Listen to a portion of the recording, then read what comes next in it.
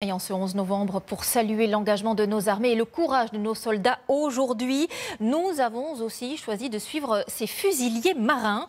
Leur formation avant de partir en mission est très difficile, très exigeante, avec notamment, vous allez le voir, l'épreuve de la cuve dans une eau à 12 degrés à Lorient, où se trouve leur base. Charlie Nurel et Quentin Trigodet.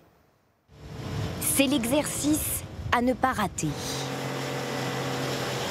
Armes factices à la main.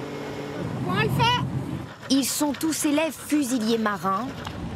Opération débarquement. On va se mettre en tenue pour prendre l'assaut sur la plage.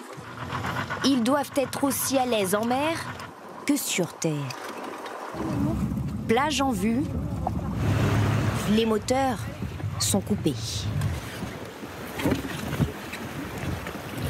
L'exercice se fait 2 jours pour apprendre les gestes, mais en opération, c'est systématiquement de nuit, car l'objectif, c'est d'être le plus discret possible. Allez, allez, allez. Ces premiers pas, le moment où ils sont le plus exposés, des cibles mouvantes.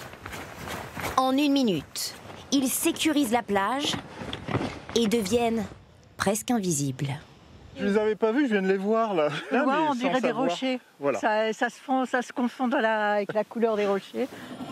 Un fusilier marin doit combattre, mais aussi soigner, sous des faux tirs, prise en charge d'un blessé, en situation de stress, gestes automatiques. Sauver un frère d'armes, sans doute le plus difficile au combat. Cet exercice, Vincent l'a mis au point.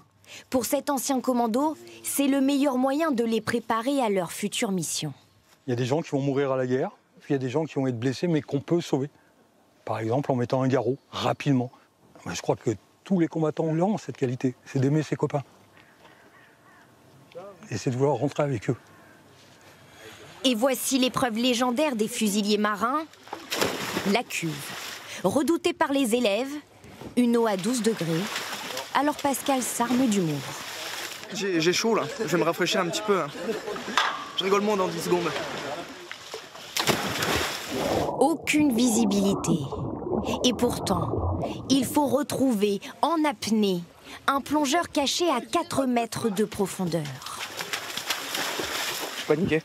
Du coup, j'ai loupé, j'ai bu la tasse, surtout avant de faire mon canard. Du coup, impossible de descendre.